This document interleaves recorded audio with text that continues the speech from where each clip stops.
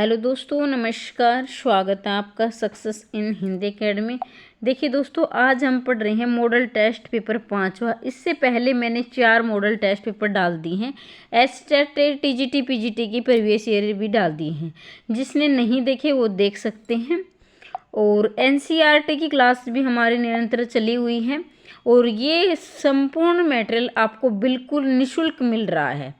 यानी एनसीईआरटी, व्याकरण, साहित्य, model test paper, previous year paper सारे बिल्कुल फ्री मिल रहे हैं, आपके बिल्कुल निःशुल्क हैं। अगर आप पहली बार चैनल पर आएँ तो चैनल को सब्सक्राइब कर दें, वीडियो को लाइक कर दें, शेयर अवश्य कर दें। निरंतर क्लास हमारी चल रही है और चलती रहेंगी ताकि ज़्यादा से ज़्यादा अभ्यर्थी फ़ायदा उठा सके। में और ये पीडीएफ, अब आपका मैसेज आया था कि मैम इसके हमें वो चाहिए, इसके उत्तर चाहिए, तो वो मैं टेलीग्राम पर शेयर कर दूंगी, वहाँ से आप प्राप्त कर सकते हैं। तो चलो अब बगैर समय गवाए शुरुआत करते हैं। दशरथ के पुत्र राम ने रावण को मारा। इस वाक्य में कौन सा पद कारक बनने की सबसे कम योग्यता रखता है? मतलब प्रश्न को ध्यान से पढ़ें। दशरथ के पुत्र राम ने रावण को मारा। इस वाक्य में कौन सा पद कारक बनने की सबसे कम योग्यता रखता है? तो यहाँ देखिए कम दिया गया है, मतलब नहीं के अर्थ में दिया गया है। एक तरह से देखा जाए तो राम ने रावण को में कर्ता ने कर्म को आ गया, ठीक है। दशरथ के पुत्र, इसमें कर्ता हो गया पुत्र, दशरथ का पुत्र। तो यहाँ सबसे कम योग्यता कौन रखता है? ए राम, ठीक है। असाध्य वीणा के रचयिता है सूर्यकांत त्रिपाठी निराला। मुक्तिबोध अजीत कुमार अज्ञे। तो 92 का आपका रहेगा डी, अज्ञे, ठीक है। 92 का आपका रहेगा डी।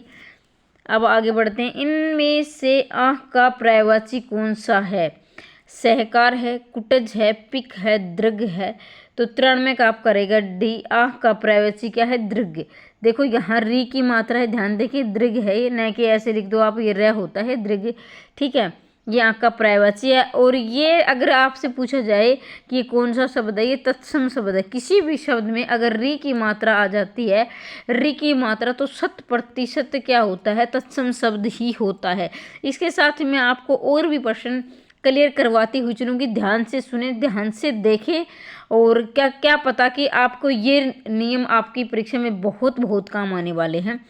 और अगर आपको ये पूरे प्रश्न बिल्कुल फ्री चाहिए, बिल्कुल निःशुल्क चाहिए मॉडल टेस्ट पेपर, तो मैं टेलीग्राम पर सेंड कर दूंगी, वहाँ से आप इन्हें उत्तर सहित प्राप्त कर सकते हैं, ठीक है। इनमें कौन सा नाम रीतिकाल का नहीं है पूछा गया है? नहीं है तो देखिए अलंकृत काल है, श्रृंगार काल है, पूर्व मध्यकाल है, उत्तर मध्यकाल है। तो देखिए 94 का आपका रहेगा सी, पूर्व मध्यकाल नहीं है। तो पूर्व मध्यकाल क्या है? भक्ति काल का नाम है। पूर्व मध्यकाल भक्ति काल का, ये भी आप याद रखेंगे, भक्ति काल का, ठीक है। बाकी तीनों नाम किसके हैं? रीतिकाल के नाम है, ठीक है, तीनों। और पूर्व मध्यकाल है भक्ति काल का नाम। राष्ट्रीय पुरुष का बिंब मुक्तिबोध किस कविता में नहीं है? मेरे सहचर मित्र अंधेरे में इस चौड़े ऊंचे टीले पर मुझे पुकारती हुई पुकार। तो ये मुक्तिबोध की कविता नहीं है।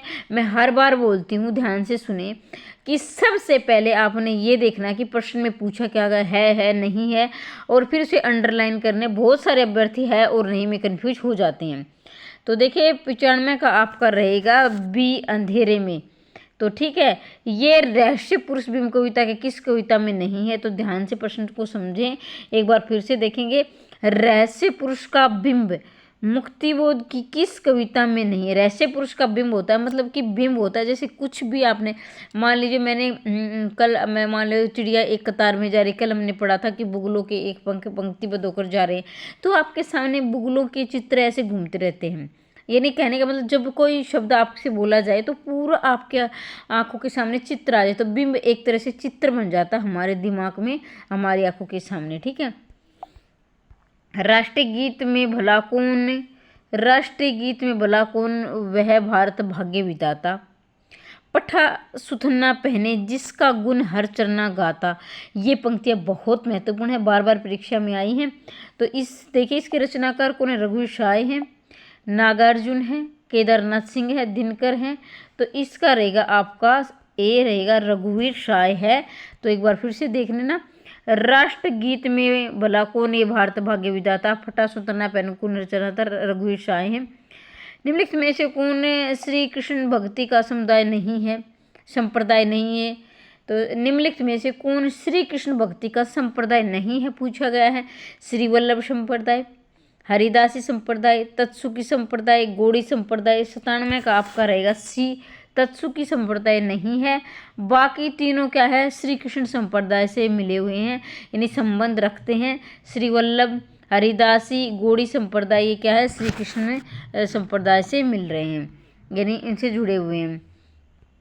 भैरव रामायण की रचना तुलसी ने किसके आग्रह पर की थी, भैरव रामायण की रचना तुलसी ने किसके आग्रह पर की थी।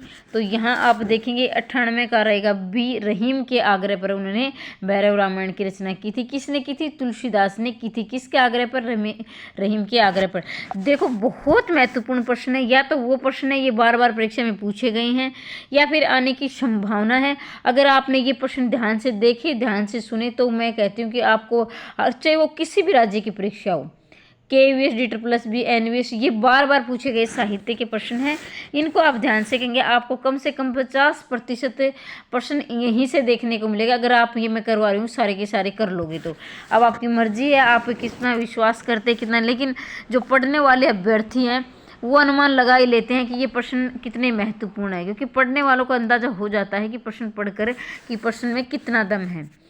इनमें से कौन सी रचना केशवदास की नहीं है, कवि प्रिया, रसिक प्रिया, रामचंद्रिका, रस रहस्य। तो 99 का आपका डी रहेगा रस रहस्य। केशवदास की रचना नहीं पूछा गया, कवि प्रिया भी केशव की है, रसिक प्रिया भी, रामचंद्रिका। और ध्यान दीजिए रामचंद्रिका को छंदों का अजायब घर भी कहा गया। ये प्रश्न बार बार आया है, छंदों का अजायब घर किस रचना को कहा जाता है, रामचंद्रिका को कहा जाता है। और किसने कहा है, ये रामचंद्र शुक्ल ने कहा है। तो ये आप याद रखेंगे ये प्रश्न। इसके साथ ही मैं और भी जो आने की संभावना है वो प्रश्न मुख से बोलकर करवा रही हूँ, यहाँ दिखाई नहीं दे रहे, तो उसको भी आप ध्यान से सुनेंगे ताकि आपको परीक्षा में ज़्यादा से ज़्यादा फायदा मिल सके। निम्नलिखित में से कौन भास द्वारा रचित नाटक नहीं है, मर्चकटिगम नहीं है, उर्वगम नहीं है, उद्युत्वाक्यम, मध्यम व्याम। तो ये भास द्वारा रचित नहीं है पूछा गया है। तो ये देखिए काव्य शास्त्र का प्रश्न है, ये एक मर्चिकटम भास द्वारा रचित नाटक नहीं है। उर्वगम, उद्युत्वाक्यम, मध्यम ये सारे क्या है, भास द्वारा रचित हैं, लेकिन ये ए ऑप्शन नहीं है। आर्य समाज के संस्थापक हैं, देखो ये जीके में भी आता है, हिंदी में भी आता है, ध्यान से देखेंगे। इसका आपको रहेगा दयानंद सरस्वती, और 1875 में इन्होंने इसकी स्थापना की थी। कई बार सन भी पूछ लिया जाता है, 1875 में की थी, ठीक है। और ब्रह्म समाज की आ जाए तो 1828 में, ठीक है। आरती शन्ने सिंधु सुबाड़वांगे से जलो विप्रवीर हो जाए बनो, बड़े चलो, इसमें कौन से गण हैं भाई, गण देखने हैं। ये गण मगर ये नहीं, ये गण इस तरह निकाला जाता है, इसका सूत्र है ये माता राजभान सलगा, ये माता राजभान सलगा होते हैं। जैसे ये से ये गण, मैं से मगण, तय से तगण, रै से रगण, जैसे जगण, भै से भगण, नै से नगण, सै से सगण, इस प्रकार होते हैं भाई ये, ठीक है। ये माता राजभान, ये सूत्र लगाकर आप देख लेना। 102 का आपका ए हो जाएगा, 102 का ए होगा आपका जगण, रगण, जगण, रगण, जगण, ये इस तरह आते हैं, ठीक है। मधुमालती के रचनाकार का नाम बताइए। मधुमा कुतुबन है, मंजन है, जायसी है, उस्मान है। तो ये इसका रहेगा मधुमालती का मंजन, मैं से मधुमालती, मैं से मंजन, ठीक है। शंभू को हिंदी का प्रथम कवि माना है, किसने माना है भाई शंभू को हिंदी का। तो देखिए रामकर वर्मा ने माना है, राहुल इसमें रामचंद्र शुक्ल ने माना है, हजारी प्रसाद द्विवेदी ने, राहुल सांस्कृत्या ने माना है। तो इसका रहेगा रामकुमार वर्मा ने शंभू को हिंदी का प्रथम कवि माना है। और सरेपा को किसने माना है, राहुल शंकरत्यान ने सरेपा को माना है, ठीक है। और ये शंकरत्यान देख लेना, ये एक बार इंटरव्यू में शुद्ध पूछ लिया गया था, शुद्ध लिखवा के देख लिया गया था इसे शंकरत्यान, क्योंकि बहुत सारे अभ्यर्थी इसको ऐसे लिखते हैं, आधा स बीच में लगा देते हैं, तो आधा स नहीं आएगा, शंकरत्यान है ये, ठीक है। तो ये से शुद्ध है, और इन्हें सरेपा को हिंदी का प्रथम कवि माना है। ये भी बार बार आया है, ये भी आप याद रखेंगे। परीक्षा गुरु को किस समालोचना में हिंदी का प्रथम उपन्यास स्वीकार किया गया? पहले तो बात ये, परीक्षा गुरु किसकी रचना है, किसका उपन्यास है? लाला श्रीनिवास दास का है। ठीक है, ये भी कई बार पूछा गया है, ध्यान से देखेंगे। परीक्षा गुरु लाला श्रीनिवास दास, और ये हिंदी का पहला उपन्यास है। किसने माना है ये देखना है अभी। ये माना है रामचंद्र शुक्ल ने। ठीक है, ये प्रश्न बहुत महत्वपूर्ण है, बार बार बोल रही हूँ। अगर आपको निरंतर ये प्रश्न चाहिए तो चैनल को सब्सक्राइब कर लेना भाई। ठीक है, कोई आपका पैसा नहीं लग रहा है, बिल्कुल फ्री आपको प्रैक्टिस सेट मिल रहे हैं, तो फ्री का फ़ायदा उठाएं और चैनल को सब्सक्राइब कर लें। इनमें से आचार्य मम्मट की रचना है, नाट्यशास्त्र है, व्यक्ति विवेक है, काव्य अलंकार है, काव्य प्रकाश है। 106 का आपका रहेगा डी, काव्य प्रकाश है। ठीक है, देखो भाई, जिनकी तैयारी हो चुकी ना, ऐसे ही नंबर डाल लिया करो मेरी तरह, और अपने देखा करो कि आपके कितने में से कितने नंबर आ रहे हैं। इसमें आप खुद का मूल्यांकन खुद कर पाओगे। ठीक है, और ईमानदारी से। आकाश का पर्यायवाची नहीं है, गगन है, नभ है, अंबर है, अवनी है। 107 का रहेगा डी, अवनी। अवनी आकाश का नहीं है, बाकी है भाई आकाश के। तो अवनी किसका है? ये है धरती का। किसका है? धरती का। शुद्धोद्वैतवाद दर्शन के प्रवर्तक हैं, शंकराचार्य हैं, मध्वाचार्य है, वल्लभाचार्य है, विष्णु स्वामी है। 108 का रहेगा डी, विष्णु स्वामी। शुद्धोद्वैतवाद दर्शन के प्रवर्तक है, ये है विष्णु स्वामी। रज्जब अली खां के गुरु हैं, रज्जब अली खां के गुरु कौन है? नानक है, दादू दयाल है, मलुक दास है, धन्ना है। तो इसके हैं रज्जब अली खां के गुरु दादू दयाल। ये गुरु शिष्य भी कर लेना, एक प्रश्न आता ही आता है, मैंने भी करवा रखे हैं। अगर आप सक्सेस इन हिंदी अकेडमी, जो भी आपको उपनाम से संबंधित, पुरस्कार से संबंधित ट्रिक के द्वारा करवाए हैं, सक्सेस इन हिंदी अकेडमी आप सर्च मारोगे तो आपके सामने वो वीडियो आ जाएगी जिसको आपको चाहिए। अब भ्रंश का बहुभूति किसे माना जाता है? शालिभद्र सूरी, पुष्पदंत, कनकामर, धनपाल। तो देखें 110 का आपका रहेगा 20। अब भ्रंश का बहुभूति किसे माना जाता है? पुष्पदंत को माना जाता है। देखो अब आप भगवान के मंदिर में जाते हो, ठीक है, तो वहाँ आप क्या चढ़ाते हो? भभूत चढ़ाते हो, जिसे हरियाणा में बोलते हैं, हरियाणा में भभूत हो गई भाई, जिसे आपको धूप बोलते हैं ना, धूप अगरबत्ती बोलते हैं, तो वहाँ हरियाणा में उसको बोलते हैं क्या? भभूत चढ़ा दी। ठीक है, अब क्या है, जब आप भभूत चढ़ाओगे यानी धूप चढ़ाओगे तो उसके साथ आपको पुष्प भी चढ़ाने पड़ेंगे। तो भभूति और पुष्प का मिलन हो गया। भभूति और पुष्प का, जब आप देवता के चरणों में भभूत चढ़ाते हो तो आपको पुष्प भी चढ़ाना पड़ेगा। तो पुष्पदंत, वैसे आपका तरीका है, आप कैसे भी याद कर सकते हो, आपको एक नंबर मिलना चाहिए, नंबर नहीं कटना चाहिए आपका। प्रेमचंद सामंत का मुंशी पुस्तक के लेखक है, प्रेमचंद सामंत का मुंशी पुस्तक के लेखक है डॉक्टर धर्मवीर। विवेकी राय, मुद्रा राक्षस, प्रेमचंद। तो इसका आपका उत्तर रहेगा ए, डॉक्टर धर्मवीर। ठीक है, निम्नलिखित में से यथाविदा का सही समास है। तो समास में थोड़ा सा समझाऊंगी, क्योंकि हो सकता है किसी अभ्यर्थी ने नहीं समझा हो तो उनके सिर के ऊपर के जाएगा, बाकी जिनने पढ़ा वो भी एक बार रिविजन कर लेंगे। तो देखो, इसमें है अव्ययभाव समास। अब मैं अव्ययभाव समास की पहचान बता रही हूँ, ध्यान से सुने। देखो, कुछ शब्द ऐसे हैं जैसे पहला शब्द क्या मिलेगा आपको? अव्यय मिलेगा। अव्यय का मतलब होता है जो खर्च ना हो। ठीक है, अब ध्यान से सुने बिल्कुल। इसमें होता है अनु, यथा, अगर आप लिखना चाहो तो लिख भी सकते हो, अनु, यथा, प्रति, हर, बर, दर, आ, नी, बे, से, पुनरुक्ति वाले शब्द, जैसे दिन दिन है, रात रात है, पुनरुक्ति वाले शब्द। तो ये शब्द आपको जहाँ दिखे, ये अव्यय, आपको जो शब्द, अव्यय शब्द तो नहीं कहूँगी, इनको अव्यय हैं जो खर्च नहीं होते, इनका अपना अलग स्वतंत्र कोई अर्थ नहीं होता, इसके अव्यय कहिए इन्हें। तो ये अव्यय आपको मिले तो वहाँ होता है अव्ययभाव समास। जैसे अनु, यथा, प्रति, हर, बर, दर, आ, नी, बे, से, पुनरुक्ति वाले शब्द। तो ये अगर आपको दिखाई दें, ये अव्यय आपको किसी भी शब्द के आगे दिखाई दे, वह अव्ययभाव समास होता है। तो एक बार इनके लिख भी सकते हैं अगर आप लिखना चाहो तो। तत्पुरुष समास में जिसमें होता है कि दूसरा पद प्रधान होता है। कर्मधारय में जिसमें विशेषण, विशेष्य या उपमेय उपमान होता है, जिसमें आपके जो समास ये होते हैं ना, अलंकार, तो अलंकार से संबंधित इसमें होते। बहुव्रीहि, जितने भी देवी देवताओं के नाम होते हैं बहुव्रीहि समास में होते हैं। तो इसमें आपका उत्तर रहेगा ऑप्शन नंबर ए।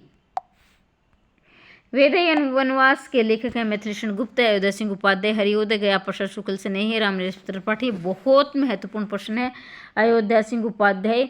और इन्होंने हिंदी खड़ी बोली का प्रथम उपन्यास लिखा था, खड़ी बोली का प्रिय प्रवास।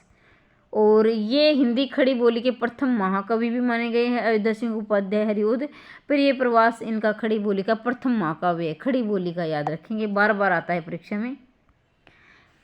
निम्नलिखित पंक्तियों में प्रयुक्त अलंकार है, रणनीत भरंग घटावली, झरित दान मधुनीर, मंद मंद आवत चलो, कुंजर कुंजर समीर, उत्प्रेक्षा रूपक यमक श्लेष। तो 114 का आपका रहेगा सी यमक अलंकार। आखिरी कलाम किस सूफी कवि की रचना है? आखिरी कलाम है भाई जायसी की, मुल्ला दाऊद की, कुतुबर मंजन। तो जायसी की है आखिरी कलाम, ठीक है। आखिरी कलाम किसकी? जायसी की है। ये सूफी है और प्रेमाख्यान काव्य की है, सूफी कवि प्रेमाख्यान काव्य के हैं जायसी प्रवर्तक। ललित निबंधकार कौन है? कुबेरनाथ विद्यानिवास। देखो ये सारे ही निबंधकार है, लेकिन पूछा गया कि ललित निबंधकार कौन से हैं, तो ये सारे ही ललित निबंधकार हैं। कुबेरनाथ राय भी, विद्यानिवास मिश्र भी, हजारी प्रसाद द्विवेदी, तीनों के तीनों क्या है? ललित निबंधकार हैं। इनमें से कौन सी दशा हाल की दशा से गिनी जाती है? शरीयत, नासुत, तरीकत, हकीकत। तो 17 का रहेगा बी नासुत। कुछ हाल की दिशा में गिनी जाती है तो नासुत रहेगा, 17 का भी उत्तर रहेगा। निम्नलिखित कालखंडों को चढ़ते क्रम में लिखे, भाई चढ़ते क्रम में देखना है, ठीक है। तो 118 का आपका रहेगा चारण काल आएगा पहले, पूर्व मध्यकाल। चारण काल मतलब कि जैसे आदिकाल में चारण काल का भाग है, फिर है पूर्व मध्यकाल मतलब भक्ति काल, उत्तर मध्यकाल मतलब रीतिकाल, और वर्तमान काल मतलब आधुनिक काल या गद्य काल भी कह सकते हैं। तो ये ठीक है, ठीक है। निम्नलिखित में से कौन सी कृति हजारी प्रसाद द्विवेदी की नहीं है, पूछा गया है। हिंदी साहित्य का आलोचनात्मक इतिहास, हिंदी साहित्य की भूमिका, हिंदी साहित्य का अधूर विकास, हिंदी साहित्य का आदिकाल। तो ये तीनों ही हजारी प्रसाद द्विवेदी की रचनाएं हैं। ए है, ये नहीं है। हिंदी साहित्य का आलोचनात्मक इतिहास तो किसका है? राम कुमार वर्मा का है भाई, ये राम कुमार वर्मा का। तो सारे प्रश्न देखो कितने महत्वपूर्ण, आप खुद जांच कर सकते हो। इसमें अगर तैयारी आप गंभीरता से कर रहे हो तो आप अनुमान लगा सकते हो कि प्रश्नों में कितना दम है, ठीक है। और इसी प्रकार निरंतर क्लास चाहते हो तो चैनल को सब्सक्राइब कर सकते हो अगर आपने नहीं किया है तो, ठीक है। तरणी के ही संग तरल तरल तरंग में, तरणी डूबी थी हमारी ताल में, इनमें प्रयुक्त अलंकार है श्लेष है, यमक है, रूपक है, उत्प्रेक्षा है। तो 120 का रहेगा यमक अलंकार है, ठीक है। यमक अलंकार तेरी तरणी के ही संग तरल में संग तरणी डूबी थी हमारी ताल में, जिसमें यमक अलंकार में क्या होता है? एक ही शब्द जितनी बार आएगा अपना अलग अर्थ देगा, ठीक है। तो उसमें यमक अलंकार होता है। प्रेमचंद उर्दू में किस नाम से लिखते थे? धनपत राय, नवाब राय, गणपत राय। इनमें से कोई नहीं। तो 121 का आपका रहेगा बी, उर्दू में नवाब राय नाम से लिखते थे। और इनका मूल नाम पूछ लिया जाए तो मूल नाम इनका धनपत राय था, ठीक है। मूल नाम इनका धनपत राय था, उर्दू में नवाब राय नाम से लिखते थे, हिंदी में प्रेमचंद नाम से लिखते थे, ठीक है। इन सिख गुरुओं में सबसे अच्छे कवि कौन थे? सबसे अच्छे ढूंढ रहा है भैया, आपको कौन सा अच्छा लगा है? गुरु अर्जुन देव, ठीक है। गुरु नानक, गुरु अर्जुन देव, गुरु अंगद, गुरु अरदास। तो इसमें गुरु अर्जुन देव आपका सही रहेगा। बंगला भाषा में रचित राम कथा का नाम क्या है? बंगला भाषा में रचित राम कथा का नाम क्या? बहुत महत्वपूर्ण प्रश्न है। कृत्तिवास रामायण। क्या नाम है बंगला भाषा में रचित राम कथा का नाम? कृत्तिवास रामायण। नई कविता के प्रतिमान के लेखक का नाम बताइए। डॉक्टर नामवर सिंह, लक्ष्मीकांत वर्मा, डॉक्टर अंगेदर, डॉक्टर हजारी प्रसाद द्विवेदी। तो 124 का आप रहेगा लक्ष्मीकांत वर्मा। नई कविता के प्रतिमान के लेखक का नाम है लक्ष्मीकांत वर्मा। महाश्वेता किसका पर्यायवाची है? लक्ष्मी, पार्वती, सरस्वती, सीता। तो देखें महाश्वेता किसका पर्यायवाची? नाम से ही प्रतीत हो रहा है, आप लगा सकते हैं सरस्वती। श्वेत नहीं, जो सफ़ेद कपड़े धारण के, हाथ में वीणा लिए हुए हैं, आपने फोटो में देखा होगा सरस्वती का, जो इसे विद्या की देवी कहा जाता है। वल्लभाचार्य के शिष्य नहीं है, पूछा गया है। कुंभन दास, चतुर्भुज दास, सूरदास, परमानंद दास। तो 126 का रहेगा कुंभन दास वल्लभाचार्य के शिष्य नहीं है, बाकी वल्लभाचार्य के शिष्य हैं। तो ये किसके हैं? ये विठल नाथ के शिष्य हैं। नहीं, वल्लभाचार्य किसी से नहीं है। तो वल्लभाचार्य है विठलनाथ के पिता का नाम है वल्लभाचार्य, ठीक है। तो ये वल्लभाचार्य के कुंभन दास नहीं है। तो देखिए बाकी सारे हैं। तो ये है कुंभन दास किसके हैं, विठलनाथ के हैं। बृहस्पति का संधि विच्छेद देखिए, बृहस्पति तो संधि विच्छेद में देखना आपको 27 का सिद्ध बृहस्पति से इसमें क्या है, विसर्ग संधि है। आधे सह का विसर्ग में परिवर्तन हो जाता है। चंद्रावली नाटिका के लेखक हैं भारतेंदु हरिश्चंद्र है, लक्ष्मीनारायण मिश्र है, लक्ष्मीनारायण लाल है। देखिए दोनों में लक्ष्मियाँ है, ध्यान रखेंगे, एक में लक्ष्मीनारायण मिश्र है, एक लक्ष्मीनारायण लाल है। बहुत सारे अभ्यर्थी हैं जो लॉजिक के लगाकर पढ़ते हैं, मैं भी पढ़ती हूँ, सभी पढ़ते हैं, लेकिन इतना लॉजिक नहीं, आपको पूरा नंबर, क्योंकि बहुत सारे ऐसे नाम हैं हिंदी में लेखकों के मिलते जुलते हैं, तो ध्यान से अपने लॉजिक लगाएं। 128 का रहेगा। ये चंद्रावली किसका है, भारतेंदु हरिश्चंद्र की नाटिका है। आल्लाखंड नामक काव्य ग्रंथ का दूसरा नाम क्या है, बहुत बार आया हुआ प्रश्न है।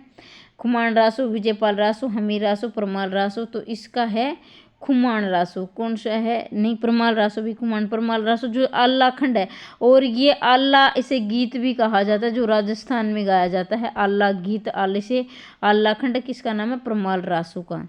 और परमाल रासो के जो लेखक है जगनिक है। कौन है, जगनिक, ये भी आप याद रखेंगे। काव्य रचना की दृष्टि से महाकाव्य माघ किन 3 गुणों से विभूषित स्वीकार किए गए हैं। भाई जो काव्य रचना है इसे महाकाव्य माघ 3 गुणों से विभूषित स्वीकार के। भाई 3 गुण कौन कौन से काव्य रचना में देखेंगे, सतव रजतम, ओज प्रसाद माधुर्य, उपमा अर्थ गौरव पद लालित्य, गोड़ी वदर्भी पांचाली। तो ये है महाकाव्य माघ के अनुसार रहेगा इसका उत्तर सी, उपमा है, अर्थ गौरव है, पद लालित्य है, ठीक है। 100 देखो भाई, तुम्हें प्रश्नों से पढ़कर ही पता चल गया होगा कि प्रश्नों में कितना दम है, और ये आए हुए प्रश्न है और आगे आने की संभावना भी है। फिर बोलूँगी टेलीग्राम से आप इन प्रश्नों को प्राप्त कर सकते हैं, इनके उत्तर भी आप प्राप्त कर सकते हैं। प्रत्येक शब्द का, क्योंकि कल एक अभ्यर्थी का प्रश्न वो आया था कमेंट की, मैम इनके उत्तर भी प्रोवाइड करवा दो। प्रत्येक शब्द का विलोम क्या है, अप्रत्यक्ष है, प्रोक्ष है, अज्ञात है, अभिज्ञात है। तो 131 का आपका रहेगा प्रत्यक्ष का विलोम प्रोक्ष, क्या रहेगा, प्रोक्ष, ठीक है। इनमें से रीति सिद्ध कवि कौन सा है, जिसमें बिहारी है, घनानंद है, बोधा है, सेनापति है। तो रीति देखो, आचार्य विश्वनाथ ने रीतिकाल को 3 भागों में बांटा है, ठीक है। जिसमें आचार्य विश्वनाथ ने रीतिकाल को 3 भागों में बांटा है, जिसमें है रीतिबद्ध में आएंगे आपके केशवदास, चिंतामणि, मतीराम, ठीक है, केशवदास, चिंतामणि, मतीराम। रीति सिद्ध में आएंगे आपके बिहारी, और रीति मुक्त में आएंगे घनानंद, आलम, बोधा। एक बार फिर से सुन लें, आचार्य विश्वनाथ ने रीतिकाल को 3 भागों में बांटा है, रीतिबद्ध, रीति सिद्ध, रीति मुक्त। रीतिबद्ध में केशवदास, चिंतामणि, मतीराम, रीति सिद्ध में बिहारी, और रीति मुक्त में घनानंद, आलम, बोधा। तो इसका उत्तर हो जाएगा ऑप्शन नंबर ए। ध्यान से सुनेंगे तो बहुत सारे प्रश्न आप सुनकर भी तैयार कर सको, क्योंकि मैं सिर्फ यही नहीं भाई इसका उत्तर ये है, ये तो मैं टेलीग्राम पर भी सेंड कर दूँ, वहाँ से भी आप इसे याद कर सकते हैं। लेकिन मेरा मतलब ये है कि उनके इर्द गिर्द जितने भी प्रश्न बनते हैं जो महत्वपूर्ण है और आने की संभावना है, तो वो भी मैं आपको करवाती हुई चलूँगी। नूतन ब्रह्मचारी नामक उपन्यास के लेखक कौन है, लाला श्रीनिवास दास, सदाराम फुलोरी, बालकृष्ण भट्ट, अयोध्या सिंह उपाध्याय, हरिओद। तो इसका आपका उत्तर रहेगा सी, बालकृष्ण भट्ट। देखो भाई, बहुत मेहनत लगती है वीडियो बनाने में, कम से कम 4 घंटे एक वीडियो के लिए लग जाते हैं, और मैं कुछ नहीं मांग रही आपसे। जब मैं भाई इतनी ज़ोर से, मतलब इतना ज़ोर लगाकर मैं आपको पढ़ा रही हूँ, पर्सन भी अच्छे दे रही हूँ, तो चैनल को सब्सक्राइब तो आप कर ही सकते हो, इतना तो दे ही सकते हो, तो मुझे कुछ नहीं चाहिए आपसे। प्रभा और प्रताप नामक पत्रिकाओं का संपादन किस कवि ने किया है, प्रभा और प्रताप नामक पत्रिका का संपादन सियाराम शरण गुप्त, बालकृष्ण शर्मा नवीन, बांखलाल चतुर्वेदी, गया प्रसाद शुक्ल से नहीं। तो 134 का आपका रहेगा बालकृष्ण शर्मा नवीन। प्रभा और प्रताप नामक पत्रिका का संपादन किसने किया है, बालकृष्ण शर्मा नवीन ने प्रभा और प्रताप का, ठीक है। चक्रपाणि दर्शनाथ पद में मान्य समास है, कर्मधारी समास है, तत्पुरुष समास है, अव्ययभाव समास है, बहुव्रीहि समास है। तो इसमें डी में अब थोड़ी देर पहले ही आपको बता बताया था कि मैंने जितने भी आपको देवी देवताओं के नाम मिलेंगे सारे बहुरी समास में हो। तो चक्रपाणि दर्शनाथ क्या है, देवता का नाम है चक्रपाणि, जिसने चक्र पाणी धारण किया हुआ है।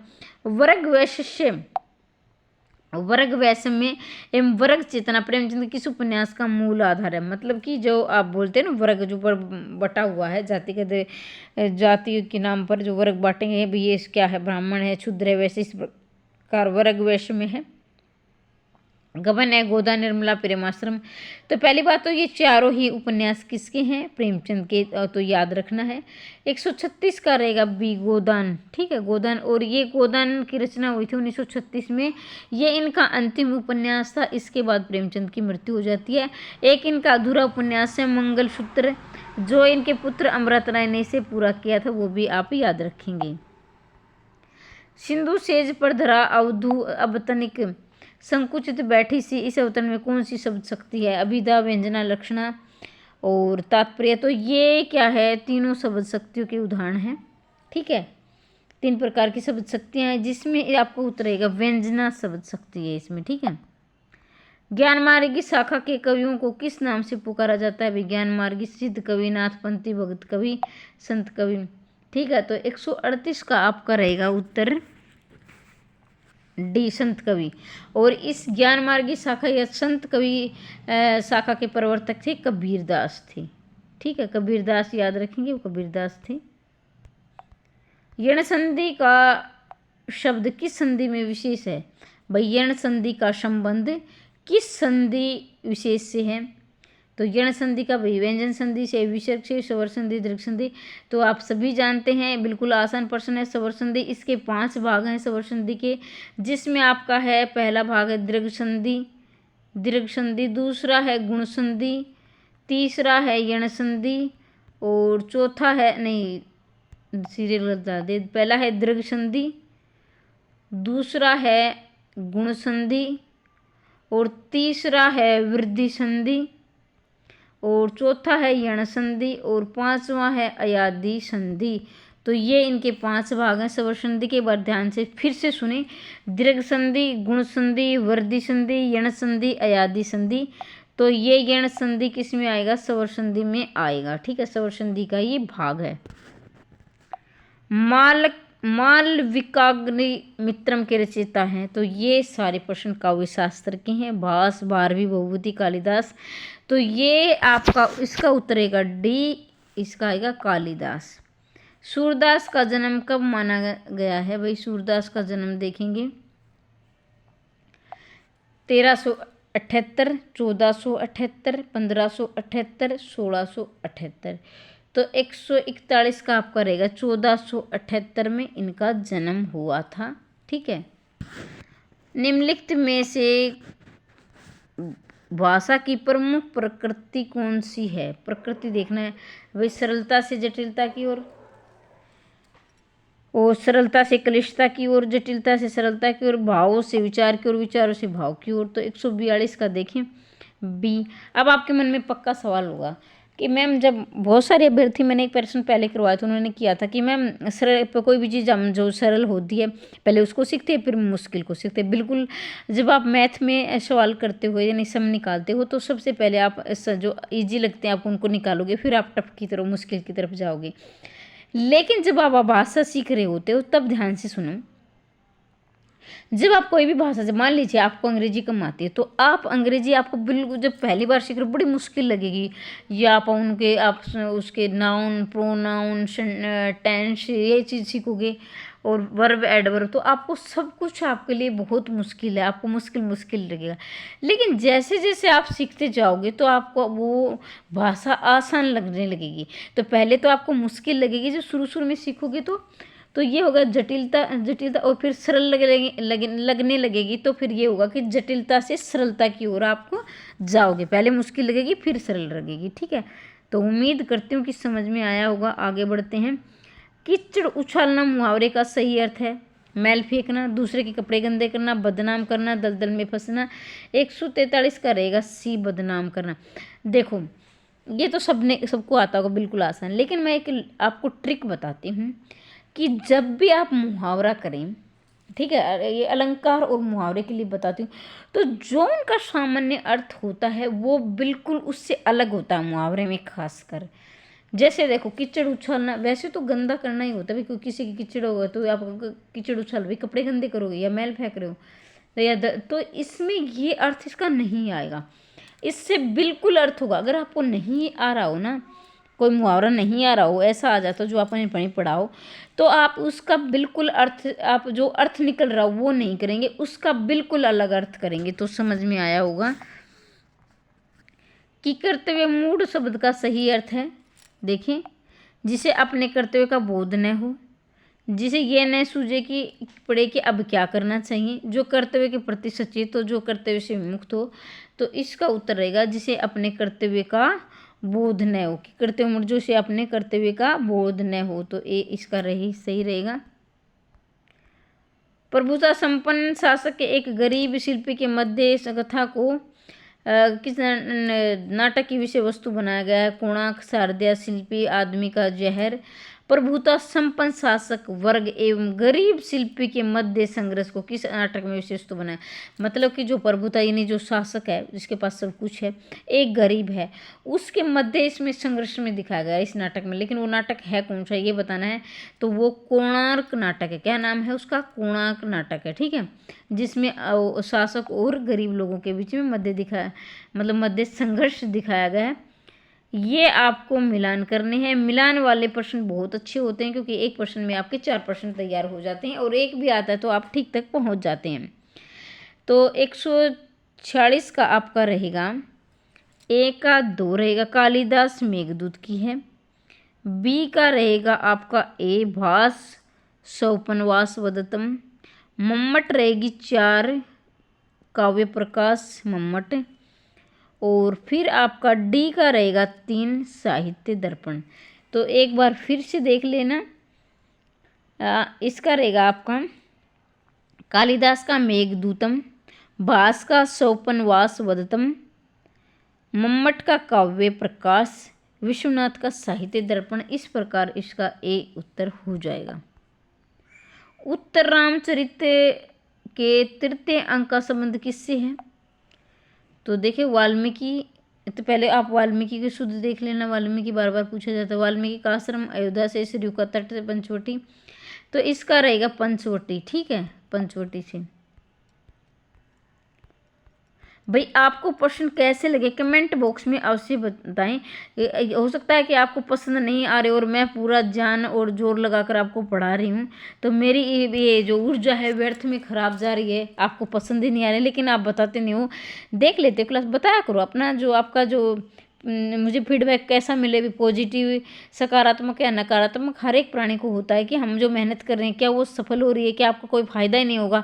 तो फिर मैं आप एनसीईआरटी करवा दूँ। वैसे मैं एनसीईआरटी भी करवाती हूँ, जिसमें मैंने +1 +2 की एनसीईआरटी करवाई है, व्याकरण भी, वो भी आप देख सकते हैं जो पीजीटी की तैयारी कर रहे हैं या टीजीटी की, एनसीईआरटी की वीडियो। तो इसलिए मैंने करवाया कि कम समय में ज़्यादा से ज़्यादा फ़ायदा मिले। ठीक है, तो अपनी राय अवश्य लिखा करो कमेंट में। दिनमान और प्रतीक के संपादक के रूप में ख्याति प्राप्त हुई है भाई, किसे हुई है? बनारसी प्रसाद दास चतुर्वेदी, अज्ञे अमृत राय धर्मवीर भारती। तो इसका आपका उत्तर रहेगा बी।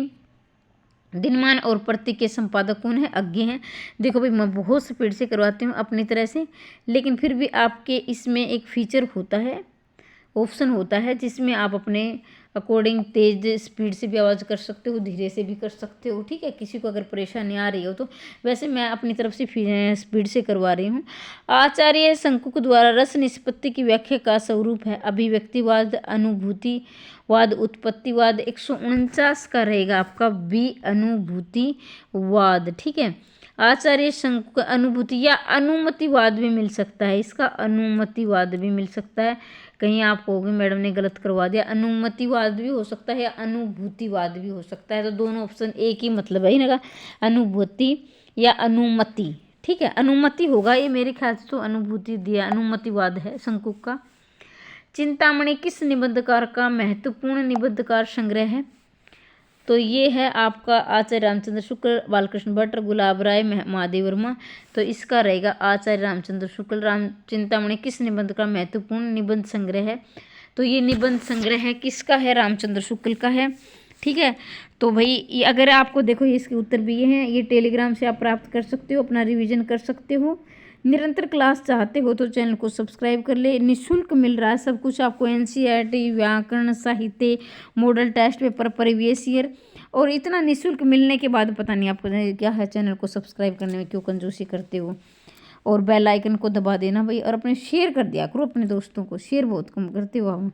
ठीक है, मिलते हैं अगले वीडियो में, तब तक के लिए जय हिंद जय भारत।